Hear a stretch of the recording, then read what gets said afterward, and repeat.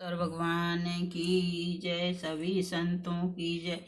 जगत गुरु मेरे गुरुदेव श्री राम भद्राचार्य जी महाराज की जय।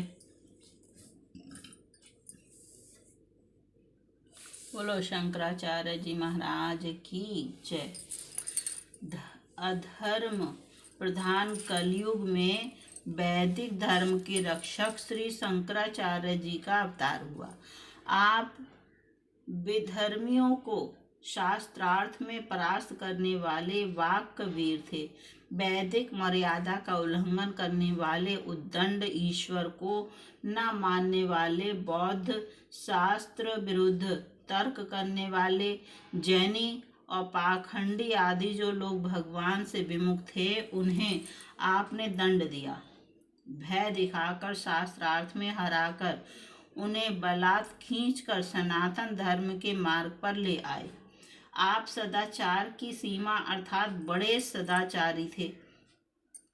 सारा संसार आपकी कीर्ति का वर्णन करता है। आप भगवान शंकर के अंशावतार थे। पृथ्वी पर प्रकट होकर आपने वेद शास्त्र की संपूर्ण मर्यादाओं का इस प्रकार समर्थन और स्थापन किया कि उसमें किसी प्रकार की त्रुटि नहीं रही, वह अचल हो गई। यहाँ श्री शंकराचार्य जी का महिमामय चरित्र संक्षेप में वर्णित है।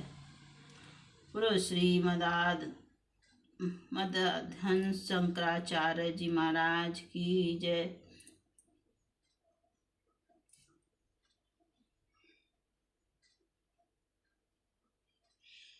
शंकरावतार भगवान श्री शंकराचार्य जी के जन्म समय के संबंध में बड़ा मतभेद है। कुछ लोग के मतानुसार ईसा से पूर्व की 6ठी शताब्दी से लेकर 9वीं शताब्दी पर्यंत किसी समय इनका आविर्भाव हुआ था, जबकि कुछ लोग आचार्यपाद का जन्म समय ईसा से लगभग 400 वर्ष पूर्व मानते हैं। मठों की परंपरा से भी यही बात प्रमाणित होती है। अस्तु किसी भी समय हो, केवल प्रदेश के पूर्णा नदी के तटवर्ती कलांदी नामक गांव में बड़े विद्वान और धर्मनिष्ठ ब्राह्मण श्री शिव गुरु की धर्मपत्नी श्री सुभद्रा माता के गर्भ से वैशाख शुक्ल पंचमी के दिन इन्होंने जन्म ग्रहण किया था। इनके जन्म के पूर्व वृद्धावस्था निकट आ जाने पर भी इनके माता पिता संतानहीन ही थे। अतः इन्होंने बड़ी श्रद्धा भक्ति से भगवान शंकर की आराधना की।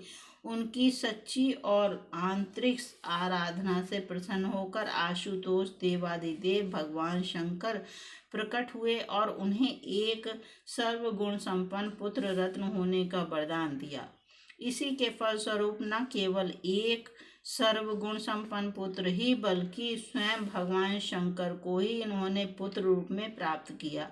नाम भी उनका शंकर ही रखा गया।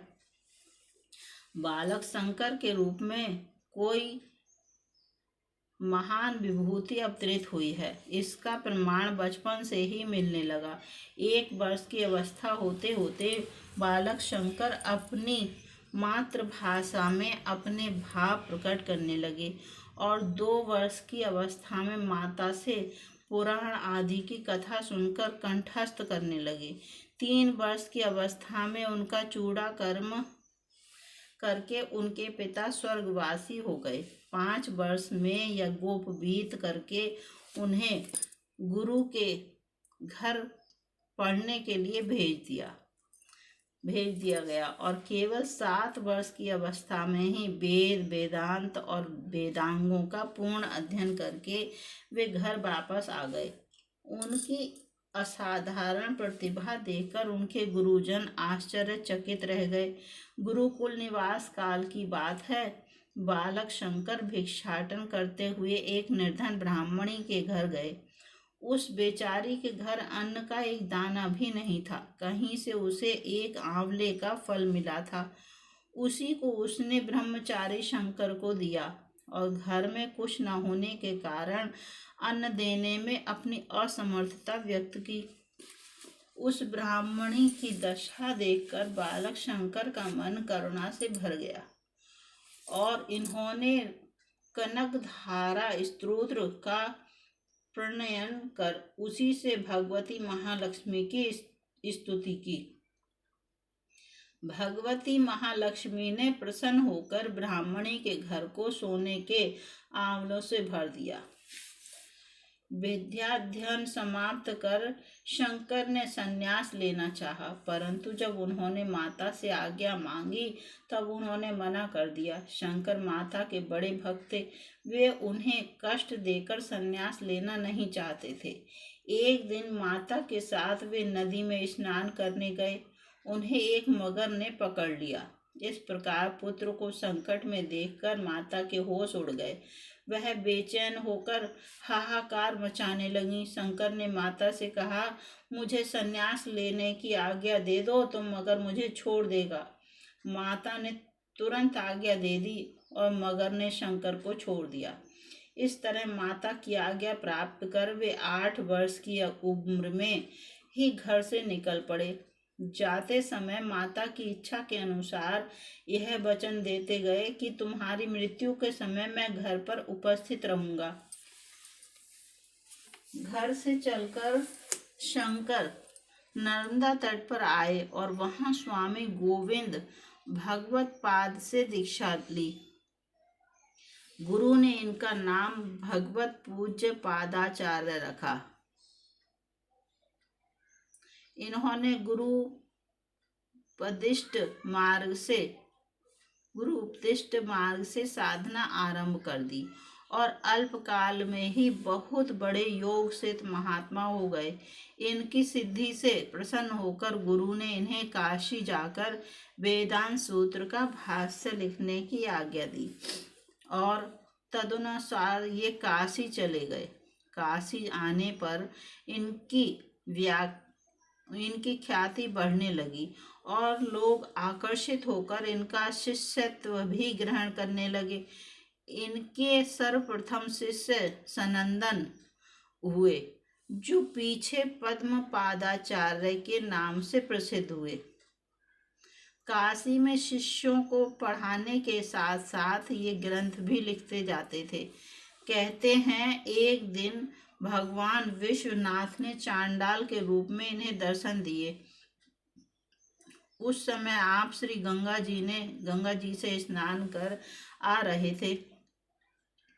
चांडाल रूपधारी भगवान विश्वनाथ मार्ग में खड़े थे। आप सहज रूप से उनके स्पर्श से बचकर निकलने लगे तो उन्होंने कहा, गंगा गढ़ई बारी में चंद्र बिंब दर्शाए, उनमें ऊंचो नीच को यह मोही देह बताए।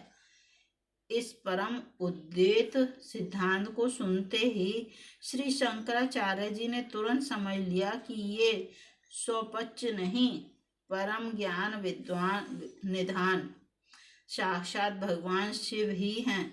फिर तो ये श्री शिव जी के चरणों में पड़ गए। भगवान शिव ने इन्हें ब्रह्म सूत्र पर भाष्य लिखने और धर्म के प्रचार करने का आदेश दिया।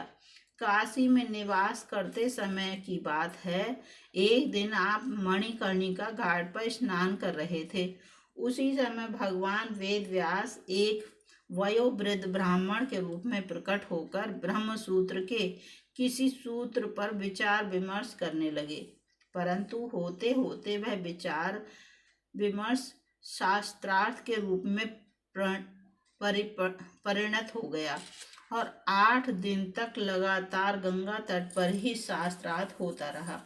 अंत में आपने सोचा कि सामान्य मनुष्य के वश की बात नहीं है कि वह मुझसे इतने लंबे समय तक शास्त्रार्थ कर सके। अतः ज्ञान दृष्टि से देखा तो ज्ञात हुआ कि ये ब्राह्मण देवता और कोई नहीं, साक्षात नारायण के अवतार भगवान वेद व्यास हैं।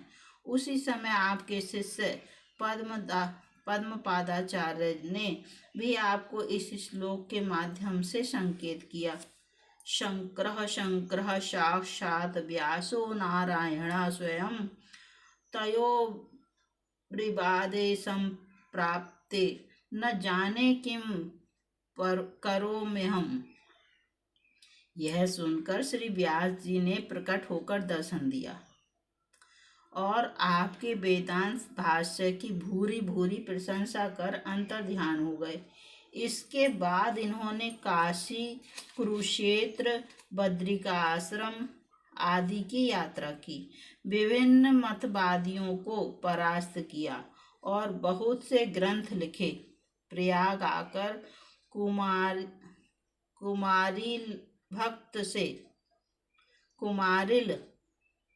भट्ट से उनके अंतिम समय में भेंट की और उनकी सलाह से माहिष्मती में मंडन मिश्र के पास जाकर शास्त्रार्थ किया।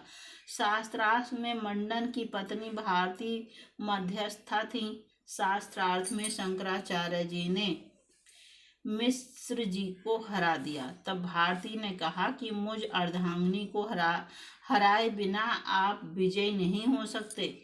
तब आपने भारती से शास्त्रार्थ किया। उसने रति शास्त्र संबंधी प्रश्न किए। उनके उत्तर के लिए इन्होंने 6 मास का समय मांगा और अपने शिष्य से कहा कि मैं मृत राजा अमरूक के शरीर में प्रवेश कर श्रृंगार रस का अध्ययन करूंगा। तब तक मेरे भौतिक शरीर की रक्षा करना।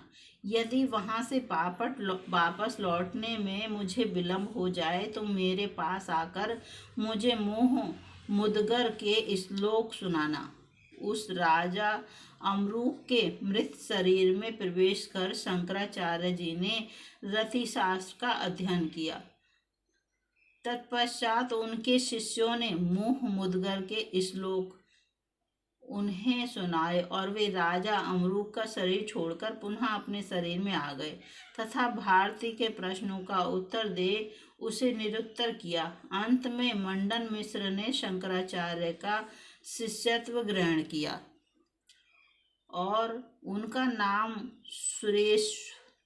सुरेश्वराचार्य पड़ा। इससे आपकी ख्याति बहुत फैल गई। एक बार की बात है, शास्त्रार्थ में आपने सेवड़ी प्रतिपक्षियों को परास्त किया। पराजित सेवड़ा लोग अपने राजा के पास पहुंचे। राजा ने सेवड़ों की बात नहीं मानी। तब सेवड़ों को यह भय सताने लगा कि कहीं हमारा राजा शंकराचार्य का शिष्य न बन जाए।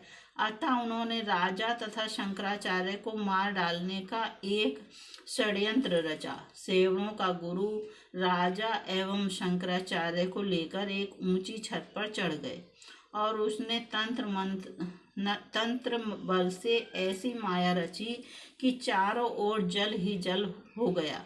धीरे धीरे जल बढ़ता हुआ छत तक आ गया। सेवड़ों के गुरु ने माया की नाव भी बना दी और राजा से कहा कि इस पर चढ़ जाओ, नहीं तो जल में डूब जाओगे।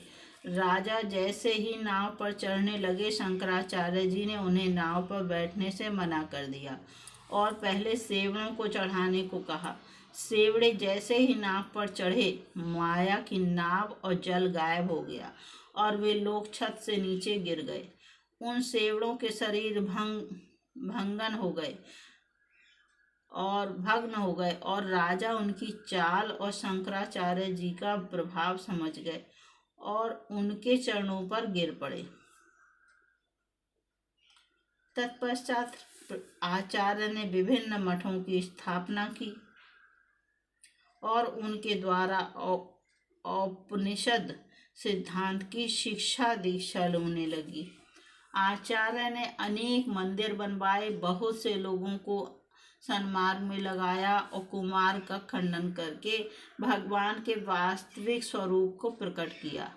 आपने भारतवर्ष के चारों कोनों पर 4 मठों की स्थापना की और वहां अपने शिष्यों को नियुक्त किया। पूर्व में श्री जगन्नाथपुरी, उड़ीसा में गोवर्धन मठ,